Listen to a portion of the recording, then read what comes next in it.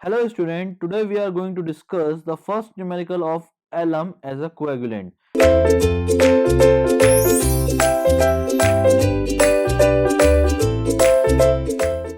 Question will be given as find the amount of calcium bicarbonate required for 1998 kg of alum.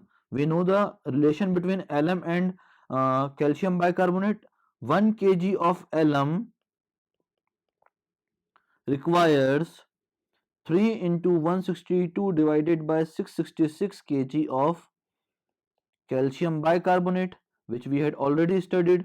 Okay, now we had 1998 kg of alum, so what we need to write here 1998 kg of alum. What will be the amount of calcium bicarbonate? So we just need to multiply here 1998 into 3 into 162 divided by 666 kg of calcium bicarbonate, and it will be equals to, when we solve 1998 into 3 into 162 divided by 666, it will comes out as 1458 kg calcium bicarbonate. It means that for 1998 kg of alum, 1458 kg of calcium bicarbonate will be required. That is all about this question. Thank you very much, students.